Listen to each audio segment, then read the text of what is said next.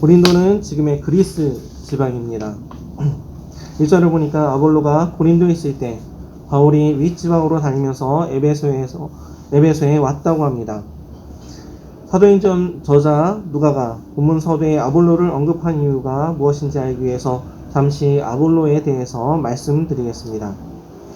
오늘 본문 바로 앞장인 사도행전 18장 24절 이하에 아볼로 이야기가 나옵니다. 아볼로는 유대인으로서 알렉산드리아 출신이며 세례 요한의 제자로서 예수님에 대한 것을 자세히 말하며 가르치는 사람으로 성경에 능통했고 언변이 좋은 사람이었습니다. 세례 요한이 말한 예수님만 아는 아볼로지만 담대히 회당에서 예수님을 가르치는 아볼로를 보고 브리스길라와 아굴라 부부가 데려다가 예수님에 대한 지식, 하나님의 도를 정확하게 풀어서 가르쳤습니다. 예수님을 정확하게 알게 된 아볼로는 아가야 지방으로 건너가서 믿는 자들에게 많은 유익을 주며 예수는 그리스도라고 성경을 풀어 증명함으로 유대인들을 설복시켰습니다. 아볼로는 바울이 개척한 고린도 교회에 큰 영향을 미치는 목회자가 됩니다. 그런데 성숙하지 못한 고린도 교회 성도들은 아볼로파, 게바파, 바울파 등으로 나뉘어 서로를 반복하다가 사도 바울에게 책망을 받게 됩니다. 아볼로는 초대교회의 사역자로서 디모데, 디도, 율법교사 세나, 아굴라 등과 함께 바울과 동역하는 관계였습니다. 사도행전 18장 25절은 아볼로가 처음에는 단지 요한의 세례만 알 뿐이었다고 언급합니다. 탁월한 성경학자였지만 복음을 듣기 전에는 요한의 세례, 요한이 가르치던 예수님만 알던 아볼로가 오늘의 본문 서두에 언급되고 있습니다. 왜 그렇습니까? 오늘의 본문의 중심 주제가 물 세례, 즉 요한의 세례와 성령 세례이기 때문입니다. 바울은 에베소에 와서 어떤 제자들을 만납니다. 제자들이라고 하는 것을 보니 아마 예수님에 대해 아는 사람이었던 것 같습니다. 마치 유대인 아볼로가 오직 세례 요한이 가르친 예수님에 대해서만 알면서도 담대하게 회당에서 예수님에 대해 증거해서 아굴라와 브리스길라가 듣고 데려다가 예수님이 그리스도이심을 가르쳐준 것과 같은 것입니다. 세례 요한이 누구입니까? 성경은 그를 외치는 자의 소리라고 말합니다. 마태복음 3장입니다. 그는 선지자 이사야를 통하여 말씀하신 자라. 일러스되 광야에 외치는 자의 소리가 있어 이르되 너희는 주의 길을 준비하라. 그가 오실 길을 곧게 하라 하였느니라. 세례 요한은 예수님과 또 사촌지간입니다. 예수님보다 6개월가량 먼저 태어났으며 어머니 엘리사벳 뱃속에서 이제 막 잉태된 예수님을 영접하며 뛰어놀았다고 기록되어 있습니다. 누가복음 1장 36절 이하를 제가 읽겠습니다. 보라, 내 친족 엘리사벳도 늙어서 아들을 배웠느니라. 본래 임신하지 못한다고 알려진 이가 이미 6달이 되었나니 대저 하나님의 모든 말씀은 능하지 못하심이 없느니라. 이때 마리아가 일어나 빨리 산골로 가서 유대의 한 동네에 이르러 사가랴의 집에 들어가 엘리사벳에게 문안하니 엘리사벳이 마리아가 문안함을 들으매 아이가 복중에서 뛰노는지라. 엘리사벳이 성령의 충만함을 받아 큰 소리로 불러 이르되 여자 중에 내가 복이 있으며 내 태중의 아이도 복이 있도다. 내 주의 어머니가 내게 나오니 이 어찌된 일인가. 보라, 내 문안하는 소리가 내 귀에 들릴 때에 아이가 내 복중에서 기쁨으로 뛰놀았도다. 이 본문은 낙태망지를 위해서도 많이 인용되는 구절입니다. 인간은 수정된 순간부터 존귀한 하나님의 형상이며 사람입니다. 마리아는 부지런한 성격인가 봅니다. 누가복음은 마리아가 가브리엘 천사가 수태고지를 하고 떠나가자 빨리 일어나 유대 산골에 사는 친척 엘리사벳에게 갔다고 합니다.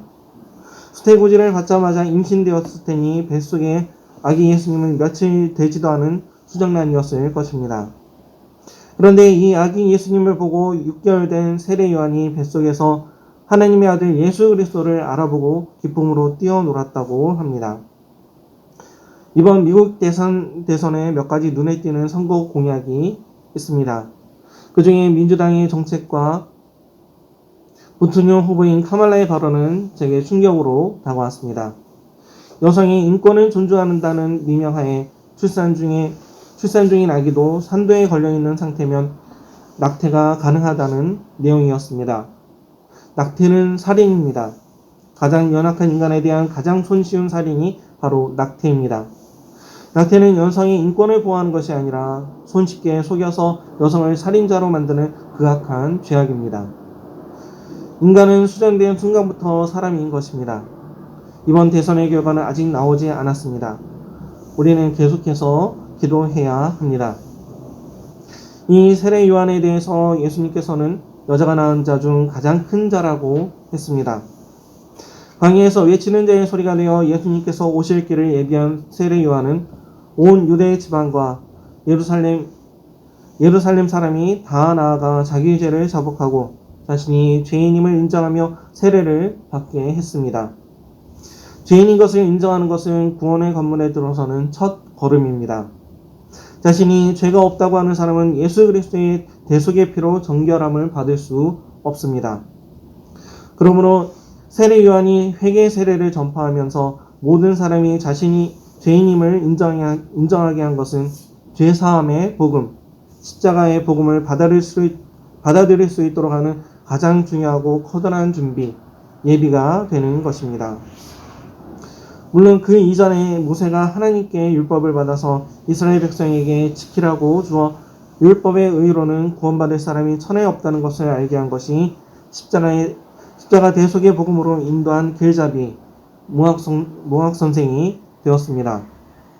그러나 율법을 지켜서는 구원받지 못하니까 너희는 다 죄인이다 선언해버리고 죄인들아 독세의 자식들아 회개하라 천국이 가까이 왔다 이렇게 외친 것이 바로 세례 요한입니다.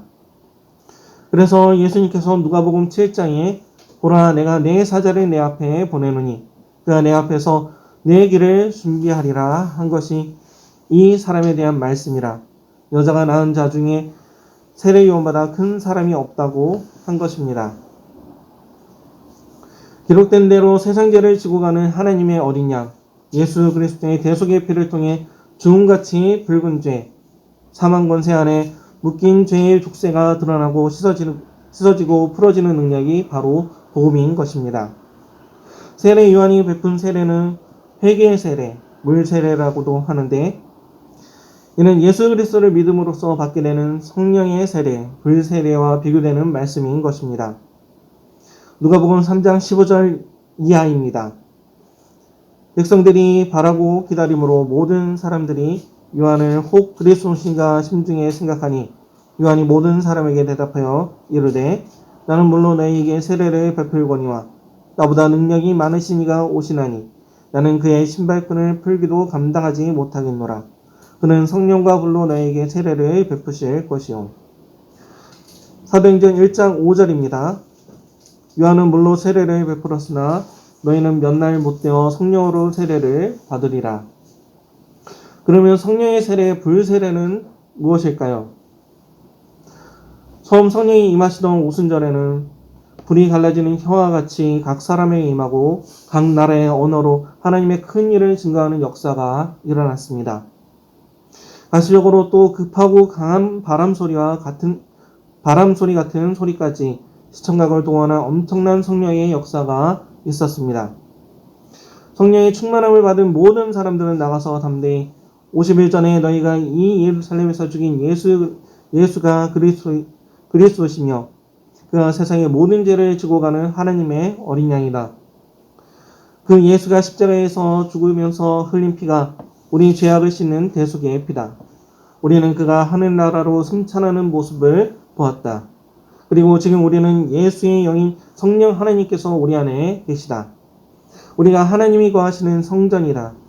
그래서 성전된 우리가 예수의 이름으로 기도하면 하나님께서 들으신다. 하나님께서 우리의 아버지가 되신다라며 겁없이 복음을 증거했습니다.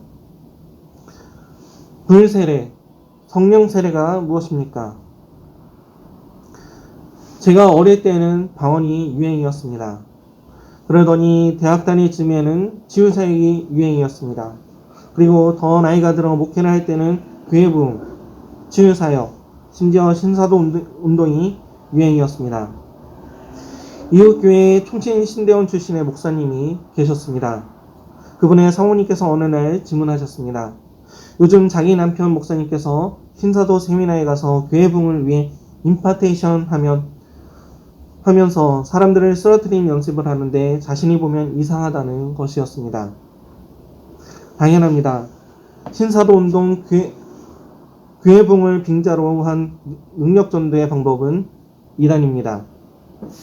모두 성령 세례, 불 세례를 잘못 이해해서 생긴 이단입니다. 오늘 본문을 좀 더 읽어나가면 답이 나옵니다. 오늘 본문에서 바울이 복음을 풀어줍니다. 요한이 회개의 세례를 베푸며 백성에게 말하되 내 뒤에 오시는 이를 믿으라 하였으니 이는 곧 예수라 하거늘 그들이 듣고 주 예수의 이름으로 세례를 받으니 바울이 그들에게 안수함에 성령이 그들에게 임하심으로 방언도 하고 예언도 하니 모두 12사람쯤 되니라. 그 뒤에 어떤 내용이 나옵니까? 바울이 석 달 동안 담대히 하나님 나라를 강론하며 권면했고 이를 비방하자 드란노 사원에서 날마다 강론했습니다. 하나님께서 바울에게 희한한 능력을 행하시게 하시니 바울의 손수건이나 앞치마를 가져다가 병든 사람에게 얹으면 병도 떠나가고 악귀도 나갔습니다. 성령이 임하시면 방언도 하고 병도 낫고 악귀도 나갑니다. 그런데 이것은 모든 종교의 일반 형상입니다. 절에 다니는 중과 비구니도 다 방언을 합니다.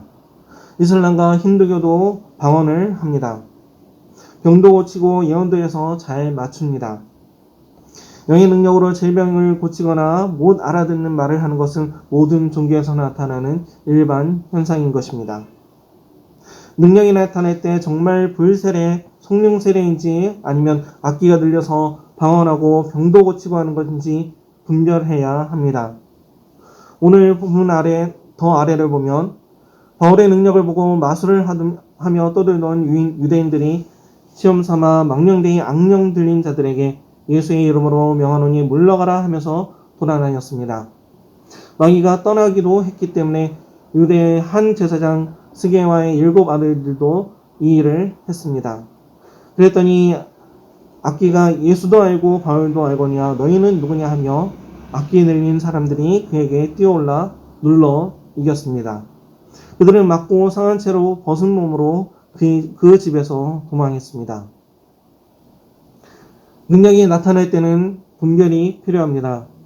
때때로 믿음이 없는 자들도 기적을 행합니다. 이교도들도 방언하고 병 고치고 죽은 자를 살립니다. 성령 세례, 불 세례를 나타나는 현상만 보고 판단하면 안 된다는 것입니다. 성령이 거하시는 사람, 성령 세례를 받는 사람은 그 육체 안에, 그 몸 안에 성령 하나님께서 함께 계시니까 삶이 변화가 됩니다. 변화가 일어납니다. 방언이나 병 고치는 은사는 그저 은사입니다. 모든 사람이 방언을 하는 은사를 받는 것이 아닙니다. 모든 사람이 병을 고치는 은사를 받는 것이 아닙니다. 모든 사람이 통역을 하거나 예언을 하는 것이 아닙니다. 은사는 특정 사람에게 주시는 하나님의 선물입니다. 그런데 성령 세례, 불 세례를 받은 사람에게서 공통적으로 모두에게 나타나는 것이 하나 있습니다. 그것은 바로 성령의 열매 맺는 삶입니다. 성령의 열매는 갈라디아서 5장 22절 이하에 오직 성령의 열매는 사랑과 희락과 화평과 오래 참음과 자비와 양성과 충성과 온유와 절제니 이와 같은 것을 금할 법이 없느니라. 그래서 예수의 사람들은 육체와 함께 그 정욕과 탐심을 십자가에 못 박았느니라. 만일 우리가 성령으로 살면 또한 성령으로 행할지니 헛된 영광을 구하여 서로 노엽게 하거나 서로 투기하지 말지니라 라고 말씀하고 있습니다. 은사와 지식은 때때로 사람을 교만하게 하고 심지어 하나님과 멀어지게 합니다. 은사를 많이 받은 박태선 장로와 문선명 등은 그 은사로 자신이 하나님이라고 하며 지옥 자식이 되었습니다. 은사는 복음을 증거하기 위해 사용해야 하며 은사가 열릴 때는 교만하여 지옥문이 함께 열리지 않도록 주의해야 합니다. 그래서 하나님께서는 은사가 많은 사도 바울에게 사단의 가시를 주어 육신을 고달프게 하셨습니다. 모든 사람의 병을 고치면서도 사도 바울 자신의 병은 못 고치고 아프게 살았습니다. 우리는 은사보다는 성령의 열매를 맺는 삶을 살아야 합니다. 천국 백성으로 끝까지 승리해야 하겠습니다. 오늘 내 삶에 사랑과 희락과 화평과 오래 참음과 자비와 양성과 충성과 온유와 절제의 열매가 맺는지 보십시오. 그리고 성령의 충만함을 구하십시오. 성령님은 우리 육체를 성령 삼고 계십니다. 거룩하고 온전한 삶을 사는 것이 성령 세례, 불 세례를 받은 증거입니다. 우리 뉴욕 세종역의 모든 성도님들은 성령 충만하시기를 축원합니다.